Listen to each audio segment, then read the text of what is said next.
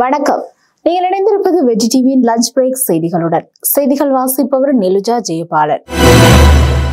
நாடளாவிய ரீதியில் நேற்று புதன்கிழமை போலீசாரால் மேற்கொள்ளப்பட்ட விசேட சுற்றி வளைப்பு நடவடிக்கையின் போது போதைப் பொருட்களுடன் 361 பேர் கைது செய்யப்பட்டுள்ளதாக போலீஸ் ஊடக பிரிவு தெரிவித்துள்ளது. அதன்படி ஹெரோயின் போதைப் பொருட்களுடன் 111 பேரும், ஐஸ் போதைப் பொருட்களுடன் 167 பேரும், கஞ்சா போதைப் பொருட்களுடன் 82 பேரும், சட்டவிரோத சிகரெட்டுகளுடன் ஒருவரும் போலீசாரால் கைது செய்யப்பட்டுள்ளனர். இந்த விசேட சுற்றி வளைப்பு நடவடிக்கையின் போது 122 கிராம் 447 மில்லிகிராம் ஹெரோயின் போதைப் பொருட்களும், 168 கிராம் 153 கிராம் ஐஸ் போதைப் பொருட்களும், 1 கிலோ 154 கிராம் கஞ்சா போதைப் பொருட்களும், 300 சட்டவிரோத சிகரெட்டுகளும் கைப்பற்றப்பட்டுள்ளதாக போலீஸ் ஊடக பிரிவு மேலும் தெரிவித்துள்ளது. கண்டி ஸ்ரீ தலதா மாளிகையில் உள்ள புத்த பகவானின் புனித தந்த தாதுவை நேரடியாக தரிசிக்கும் நிகழ்விற்கு ஏற்பாடு செய்யப்பட்டிருந்த விசேட ரயில் சேவைகள் மறு அறிவித்தல் வரும் வரை நிறுத்தி வைக்கப்பட்டுள்ளதாக ரயில் திணைக்களம் அறிவித்துள்ளது. கண்டிக்கு அதிகளவான மக்கள் படையெடுப்பதால் போலீசாரின் வேண்டுகோளுக்கு இணங்க இந்த தீர்மானம் எடுக்கப்பட்டுள்ளது. உள்ளூராட்சி மன்ற தேர்தலுக்கான தபால் மூல வாக்களிப்பு இன்று முதல் ஆரம்பமாகியுள்ளதாக தேர்தல் ஆணைக்குழு தெரிவித்துள்ளது.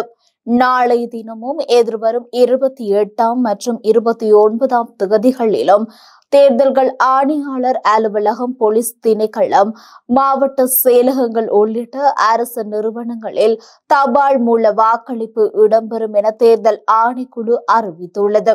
இந்த ஆண்டு உள்ளூராட்சி மன்ற தேர்தலில் 6,48,495 விண்ணப்பதாரர்கள் தபால் மூலம் வாக்களிக்க தகுதி பெற்றுள்ளதாக தேர்தல் ஆணைக்குழு தெரிவித்துள்ளது. எவ்வாறாயினும் தபால் மூல வாக்குகளை பதிவு செய்வதற்கான நேரம் மேலும் நீடிக்கப்படாது என்று தேர்தல் ஆணையாளர் நாயகம் சமன் ஸ்ரீ ரத்நாயக்க சுட்டிக்காட்டியுள்ளார். காசா இஸ்ரேல் இடையேயான போர் ஒப்பந்தம் காலாவதியான நிலையில் காசா மீது இஸ்ரேல் ராணுவம் மீண்டும் போர் தாக்குதலை தீவிரப்படுத்தி வருகின்றது. பழைய கைதிகளை மீட்கவும் ஹமாஸ் குழுவினரை முழுவதுமாக அழிக்கும் நோக்கிலும் இஸ்ரேல் ராணுவம் சரமாரி தாக்குதலில் ஈடுபட்டு வருகின்றது. இந்த நிலையில் நேற்று இஸ்ரேல் ராணுவம் காசா மீது தாக்குதலில் ஈடுபட்டது. காசாவின் ராபா பகுதியை நோக்கி குறிவைத்து நடத்தப்பட்ட இந்த தாக்குதலில் அங்குள்ள இஸ்லாமிய பாடசாலை உட்பட அப்பகுதி கட்டிடங்கள் தீப்பிடித்து இடிந்து விழுந்தன. இந்த கோர தாக்குதலில் 23 பேர் உயிரிழந்துள்ளனர். போலீஸ் மா அதிபர் TMW தேசபந்து தென்னகோன் தனது பதவி தத்துவங்களை பாரதூரமான வகையில் துஷ்பிரயோகம் செய்தமை தொடர்பில் விசாரணை செய்து அதன் வெளிப்படுத்தல்களை அறிக்கையிடுவதற்கான விசாரணை குழு நேற்றைய தினம் நாடாளுமன்றத்தில் முதல் தடவையாக கூடி கலந்துரையாடியது. இந்த குழுவிற்கு உயர்நீதிமன்ற நீதியரசர் PP சுரேசன தலைமை தாங்குவதுடன் நீதிபதி WMNP இத்தவல மற்றும் தேசிய போலீஸ் ஆணைக்குழுவின் தலைவர் MEWM லலித் எத்நாயக்க ஆகியோர் ஏனைய உறுப்பினர்களாவார்கள். இக்குழு மீண்டும் 25ஆம் தேதி கூடவுள்ளது. 2002ஆம் ஆண்டின் 5ஆம் இலக்க அலுவலர்கள் அகற்றுதல் சட்டத்தின் 5ஆம் பிரிவுடன் சேர்ந்து வாசிக்கப்படும் 3 மற்றும் 3 பிரிவுகளிற்கு அமைய துர்நடத்தை மற்றும் பதவியின் தத்துவங்களை பாரதூரமான வகையில் துஷ்பிரயோகம் செய்தமை தொடர்பில் போலீஸ் மா அதிபர் TMW தேசபந்து தென்னகோனை அப்பதவியிலிருந்து நீக்குவதற்கு குறித்த சட்டத்தின் 5வது பிரிவிற்கு அமைய விசாரணை குழு அமைக்கப்பட வேண்டும் என்ற தீர்மானம் கடந்த 8ஆம் தேதி பாராளுமன்றத்தில் நிறைவேற்றப்பட்டது. லிதுவேனியாவில் தலைநகரான வில்னியஸ் நிர்வாகமானது போர் ஏற்பாட்டால் வெளியேற்றும் திட்டத்தை முன்வைத்துள்ளது. பெரும் பரபரப்பை ஏற்படுத்தியுள்ளது. உக்ரைன் மீதான படையெடுப்பிற்கு பிறகு ரஷ்யா அடுத்ததாக லிதுவேனியாவை குறிவைக்க கூடும் என்ற அச்சத்தையும் வெளிப்படுத்தியுள்ளது. நேட்டோ மற்றும் ஐரோப்பிய ஒன்றிய உறுப்பு நாடான லிதுவேனியா 2022ஆம் ஆண்டு விளாடிமிர் புடினின் படையெடுப்பிலிருந்து உக்ரைன் தீவிர நடப்பு நாடாக இருந்து வருகின்றது. அதன் பின்னர் தங்களின் பாதுகாப்பு செலவினங்களையும் பயிற்சியையும் அதிகரித்துள்ளது. இந்த நிலையில் புதன்கிழமை சமர்ப்பிக்கப்பட்ட வெளியேற்றும் திட்டத்தில் எதிரி வரலாற்று ரீதியாக கிழக்கிலிருந்து வந்திருப்பதால் 3 முக்கிய வெளியேற்ற வழிகள் மேற்கும் நோக்கி செல்வதாக வில்லியம்ஸ் நகர மேஜர் ஊடக சந்திப்பின் போது தெரிவித்துள்ளார். காஷ்மீரின் பஹல்காம் பகுதியில் நடத்தப்பட்ட தாக்குதலில் திருமணமான 7 நாட்களில் கணவர் உயிரிழந்த நிலையில் தம்பதியினர் எடுத்த ரீல்ஸ் வீடியோ வைரலாகி வருகின்றது. காஷ்மீரின் பஹல்காம் பகுதியில் சுற்றுலா பயணிகள் மீது பயங்கரவாதிகள் துப்பாக்கிச் சூடு நடத்தியதில் 26 பேர் உயிரிழந்துள்ளனர். அந்த பயங்கரவாத தாக்குதலில் ஹரியானாவைச் சேர்ந்த 26 வயதான கடற்படை அதிகாரி வினய் என்பவர் உயிரிழந்துள்ளார். இவருக்கு 7 நாட்களுக்கு முன்புதான் திருமணம் நடைபெற்றது. இவரும் இவரது மனைவியும் தேனிலவு கொண்டாட காஷ்மீர் வந்தபோது துப்பாக்கிச் சூடு நடத்தியதில் மனைவி கண்முன்னே பரிதாபமாக உயிரிழந்தார். உயிரிழந்த கணவனின் உடலின் முன்னே மனைவி அமர்ந்திருக்கும் புகைப்படம் இணையத்தில் பரவி அதிர்ச்சியை ஏற்படுத்தியது. இந்த நிலையில் தாக்குதல் நடைபெறுவதற்கு முன்பு தம்பதியினர் இருவரும் ஒரு ரீல்ஸ் வீடியோ எடுத்துள்ளனர். இந்த வீடியோ தற்பொழுது சமூக வலைதளங்களில் வெளியாகி வைரலாகி வருகின்றது. இவ்வாண்டு இதுவரையான காலப்பகுதியில் 2500 சைபர் குற்ற செயல்கள் பதிவாகியுள்ளதாக இலங்கை கணினி அவசர தயார்நிலை குழு தெரிவித்துள்ளது.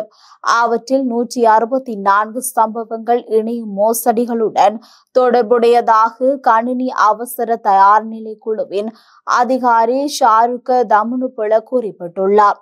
162 கணக்குகள் ஹேக் செய்யப்பட்டதாகவும் 291 போலி கணக்குகள் அடையாளம் காணப்பட்டுள்ளது. சிறுவர்கள் தொடர்பான 7 ஆன்லைன் பாலியல் துஷ்பிரயோக சம்பவங்களும் பதிவாகியுள்ளன. அதிகரிக்க வரும் டிஜிட்டல் பயன்பாடு சைபர் பாதுகாப்பு விழிப்புணர்வை ஊக்குவிப்பதில் விரைவான நடவடிக்கையின் அவசியத்தை எடுத்து காட்டுகின்றது என தமுனுபுல எச்சரித்துள்ளார். நாடளாவிய ரீதியில் கடந்த பிப்ரவரி மாதம் 9ஆம் தேதி மின்தடை ஏற்பட்டமைக்கான காரணத்தை இலங்கை மின்சார சபை வெளியிட்டுள்ளது. சூரிய மின்கலங்கள் மூலம் தேசிய மின் கட்டமைப்பு வழங்கப்படும் அதிகளவிலான மின்சாரமே தேசிய மின் கட்டமைப்பு நிலைத்தன்மை குறைவதற்கு வழிவகுத்து மின்தடை ஏற்பட்டதாக தெரிவித்துள்ளது. மின்தடை ஏற்பட்டமைக்கு சுயாதீன நிபுணர் குழு நடத்திய விரிவான விசாரணையின் முடிவுகளை தொடர்ந்து உறுதி செய்யப்பட்டுள்ளதாக இலங்கை மின்சார சபை தெரிவித்துள்ளது. இதேவேளை குறித்த மின்தடைக்கு குரங்கே காரணம் என மின்துறைக்கான அமைச்சர் முன்னர் கூறியிருந்தமையும் குறிப்பிடத்தக்கது. யாழ்ப்பாணத்தில் ஆதரவற்ற நிலையில் வீதிகளில் வாழ்ந்து வந்த இளைஞனை நல்லிகந்தன் தண்ணீர் பந்தல் உதவும் கரங்கள் அமைப்பினர் இளைஞனை தூய்மையாக்கி புத்தாடைகள் வாங்கி கொடுத்துள்ளனர். குறித்த சம்பவம் தொடர்பிலான புகைப்படங்கள் சமூக வலைதளங்களில் வைரலாகியுள்ள நிலையில் இளைஞர்களின் செயற்பாட்டை பலரும் பாராட்டி வருகின்றனர். பஹல்காம் பயங்கரவாத தாக்குதலுக்கு பிறகு பாகிஸ்தானுக்கு எதிராக 5 முக்கிய ராஜதந்திர நடவடிக்கைகளை இந்தியா அறிவித்துள்ளது. அவற்றில் மிக முக்கியமானது சிந்து நதி நீர் ஒப்பந்தத்தை நிறுத்தி வைத்தல் ஆகும். பல நிபுணர்கள் இதை அண்டை நாடுகளுக்கு இடையிலான முதல் நீர்ப்போரின் ஆரம்பம் என்று அழைக்கின்றனர். பிரதமர் நரேந்திர மோடி தேசிய பாதுகாப்பு குறித்த உயர்மட்ட கூட்டத்தை நேற்று நடத்திய பின்னர் எடுக்கப்பட்ட இந்த முடிவு இந்தியாவின் எதிர்முனை தாக்குதலின் அதிரடியை குறிக்கின்றது. பாகிஸ்தான் நம்பகத்தன்மையுடனும் மீள முடியாத வகையிலும் எல்லை தாண்டிய பயங்கரவாதத்திற்கான ஆதரவை கைவிடும் வரை சிந்து நதி நீர் ஒப்பந்தம் இடைநிறுத்தப்பட்டிருக்கும் என்று மத்திய அரசு அறிவித்தது. இந்திய அரசாங்கத்தின் இந்த நடவடிக்கை பாகிஸ்தானின் நதி மேலாண்மையில் கடுமையான தாக்கத்தை ஏற்படுத்தக்கூடும். இது எதிர்வரும் ஆண்டுகளில் ஒரு பெரிய நீர் நெருக்கடிக்கு வழிவகுக்கும் என சுட்டிக்காட்டப்பட்டுள்ளது. புனித பேழையை வழிபட கண்டிக்கு வருகை தரும் அனைத்து பக்தர்களும் மறு அறிவிப்பு வரும் வரை நகரத்திற்குள் நுழைவதை தவிர்க்க வேண்டும் என கண்டி மாவட்ட செயலாளர் அறிவிப்பு விடுத்துள்ளார். சிங்கப்பூர் பாராளுமன்ற தேர்தல் அடுத்த மாதம் 3ஆம் தேதி நடைபெறவுள்ளது. இத்தேர்தலில் 211 வேட்பாளர்கள் போட்டியிட உள்ளனர்.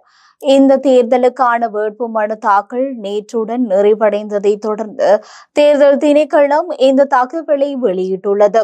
நாட்டின் 97 தொகுதிகளில் 92 தொகுதிகளுக்கு தேர்தல் நடைபெறும் என்றும் தேர்தல் திணைக்களம் அறிவித்துள்ளது.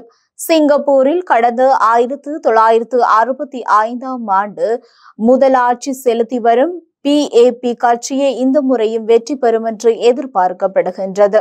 நாடு சுதந்திரம் பெற்றது முதல் அந்த கட்சி ஆட்சி செய்து வரும் சூழலில் அண்மை காலமாக அதன் மீது பொதுமக்கள் அதிருப்தி அதிகரித்து வருவதாகவும் கூறப்படுகின்றது. மட்டக்களப்பு மட்டிக்களி ஸ்ரீ திரௌபதா தேவி ஆலயம் பராமரித்து வந்த அம்மன் பீடம் உள்ள காணியில் சட்டவிரோதமாக தனிநபர் ஒருவர் அமைத்த மீன்வாடியை அகற்றுமாறு மாவட்ட அபிவிருத்தி குழு கூட்டத்தில் தீர்மானிக்கப்பட்ட விடயத்தை உண்மைக்கு புறம்பாக செய்தியை வெளியிட்ட சக்தி தொலைக்காட்சியை வன்மையாக கண்டிக்கிறோம் என்ற ஆலய பரிபாலனை சபையின் தலைவர் ஞமேகரன் தெரிவித்துள்ளார். மட்டக்களப்பு வே ஆப் மீடியா கற்கை நிலையத்தில் நேற்று புதன்கிழமை இடம்பெற்ற ஊடக மாநாட்டில் இவர் இவ்வாறு தெரிவித்துள்ளார்.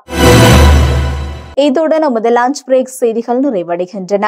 தொடர்ந்து இணைந்திருங்கள் எமது அடுத்த பிரதான செய்திகளுடன்.